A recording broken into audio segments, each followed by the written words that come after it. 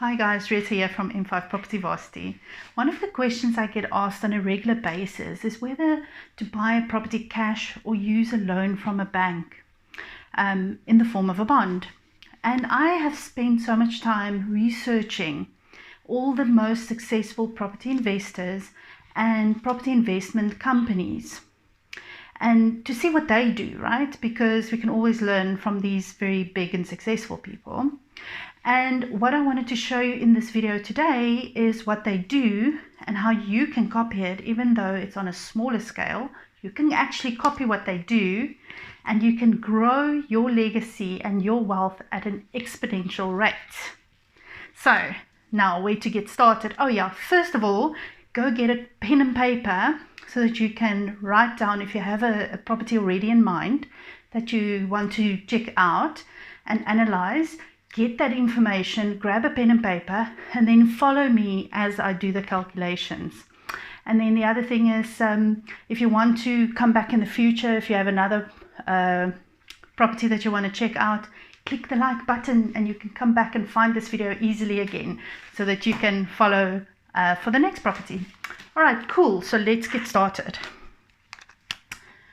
I'm going to split this page right through the middle. And on this side, I'm going to say, here is what? Peter.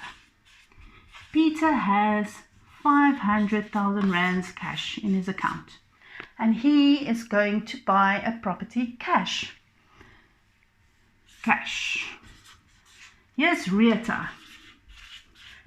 Rita also has 500,000 rands cash. Right? And Rita wants to use a bond or a loan, whatever you call it, from the bank. Now guys, as I'm going through this, I'm not going to complicate the numbers with all kinds of costs that you have to deduct and bond and transfer fees and rental agent fees and all of these things, because it's just going to make the whole thing very, very complex. So what I wanted to do is to just keep it simple to illustrate this point, right? So please don't crucify me in the comments, and please comment, but don't crucify me for not including each and everything. I'm just trying to illustrate this point. Right, so here we go. Peter wants to buy a property cash. He finds one that is 500,000 rands. 500,000. Okay. And in that property, you can put a tenant. The tenant will pay him 5,000 rands rent. Okay. In a year, he will get, okay, because this is not all profit, right? Or after deductions, remember that disclaimer. But that is the amount of money that's going to come to Peter. So he's going to get in 1 year into his account 60,000 rands. So that sounds very cool, right? Maybe. Right, here's Rita. Rita's going to buy on a bond, okay?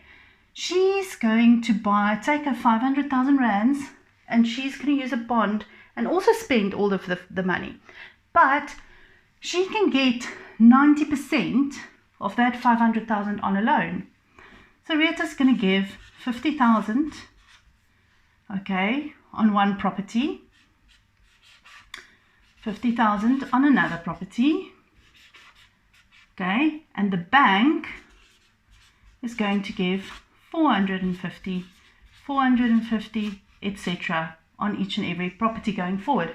So Rita can now buy how many of these? 10 of these, right?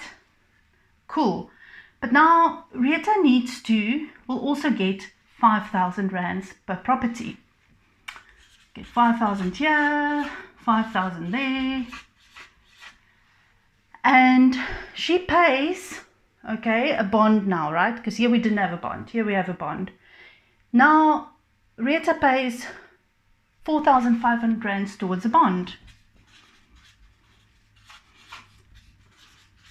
And you have left 500 per property. Okay, so now I've got 10 properties. So my equivalent amount that I have here that's coming to me every month is 500 times 12 equals 60,000 rands. Okay, now you can say, but so what's the difference now? Because the money that I get and the money that I get is exactly the same thing. So isn't it then just all the same thing anyway? Maybe on that basis, but now this is your income, right? So what happens? So this is the first year. Okay. Now in the second year that you have this property, you have a tenant in there, they're giving you 5,000 a month. In the second year, you're going to increase your rent by 10%. Cool. So now we're going to get 5,500 rands per month for my rent. Okay, that's going to be my income. On this side, I'm also increasing my rent by 10%. Right, so now I'm getting 5,500. So that 500 turns into 1,000, right? Plus my increase of 500, and my old 500 becomes 1,000 per property. Okay, I still have to obviously pay the 4,500. That doesn't go up unless the interest rates goes up and down, but for argument's sake, it remains the same. In year 2, you've got 1,000 rands per property. So now, what do I get per month? That, I still have my 10 properties times 10. So now I'm actually getting 10,000 rands this month. Oops, without the K. 10,000 rands. Okay, so, okay, now it's starting to make a little bit more sense. And that is what you can do. And this is also what they call leverage. You write that in purple. Leverage is what they use. They use the bank's money to increase the amount of assets that you can buy, properties that you can buy, to not only increase your cash flow. But there's another way that this is also now benefiting you or growing your wealth in the background, right? So say for instance this property, we all know properties goes up in value over time. So say for instance this property is in a good area and it is going to, the value of the property is going to increase. So let's say this value increases by 10% for the year. That's a lot. So, but anyway, 10%. So we're going to say it's not worth 500 anymore. If I sell this property now, it's going to be what? I can sell it for 550,000 because I increased the value by 10%. On this side, it is literally the same. I bought my properties and they're all going up by 10%. The value was still 500,000, right? The 500,000 that I bought per property. Okay, so I've got 550,000 per property, and that is an increase of 10%. And my increase is 50,000 rands times 10 properties is actually 500,000 rands. Because guess what? The profit that I make in selling a property doesn't go to the bank, it comes to me. The profit that I make from my rental doesn't go to the bank, it comes to me. So if I increase rent, all that extra increases comes to me. If the value of the property is in a good area and the values goes up every year, then all of that money comes to me. So it's literally the power of multiplication, because everything that you make on this side, you times by 10 on this side. All right? And that means that you can actually grow your portfolio now exponentially. Because if this all happens, say in 5 years, after 5 years, what can you do? You want to take this 50,000 and can you buy a house with that even?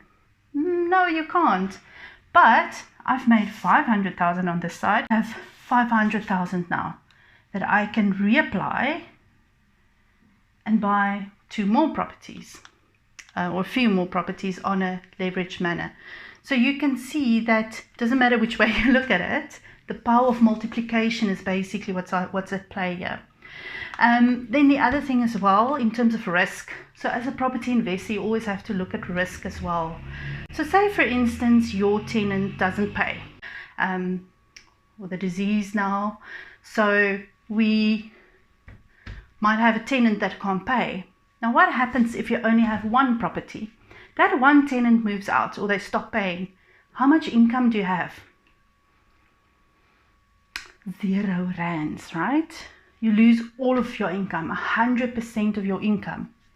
If you have this scenario and one tenant stops paying, you lose 10% of your income and not 100% because there's 9 other people potentially still paying.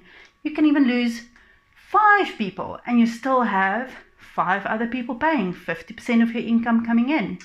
So all in all, it's just a lot better in terms of strategy to have more than one property.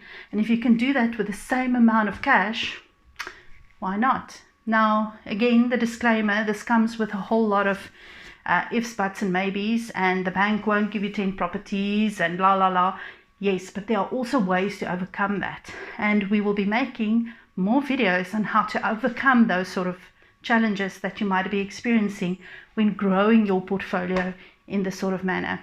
Okay, I know the next question you're going to ask me is, Rita, but I want to spend my 500,000 rands and I want to buy a property that I'm going to live in with that cash. Isn't that a better idea? Because then I don't have any expenses.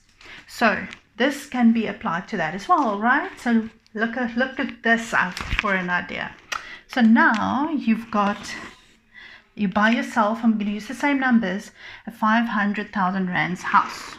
Okay. You're going to take your 500,000 that you have cash. You're going to use 50,000 to buy this property. And you're going to get the other 450,000 from the bank. You will have a bond installment on your property now for 4,500 rands. But you still have 450,000 rands cash in your bank account. So say, for instance, you take that 450,000 rands and you go and buy 9 of these little babies over here.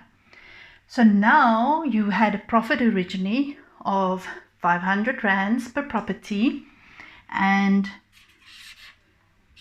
500. But now we used 50,000 to buy our own property. We're using only 9 of these. So you're getting 4,500 rands a month from your tenants, right? That you can use to pay your bond on your property over here that you bought, that you're living in. So now you're living for free. And your tenants are paying not only for their bonds on their properties, but also the bond on your property. All right? So just think about that for a minute. They're not only paying off 9 other houses for you, but also for the house that you're living in now for free. And then in the second year, right, you can now get, we said in the second year you're getting 10% more, right? So now instead of getting 500 rands profit, you're going to get 1,000 rands profit times 9, because we have 9 houses. The way we increase the rent, we now have 9,000 rands that you can use this full amount, pay that into your bond account, pay double payments. And I haven't done the numbers, I haven't checked, but you can go and look it up and see how quickly you pay off the loan for the property that you're living in. So you can own that one cash, because that's the one that you want to own cash at the end of the day, because that is a liability, really. Oh, I know people are going to crucify me for this, but it is. If it's taking money out of your pocket, it's a liability. But in this instance, you can then take that full 9,000, pay it into your bond, and pay that off very quickly, and you live for free. And then you still sit with 9 other houses that's getting itself paid off. So how about that?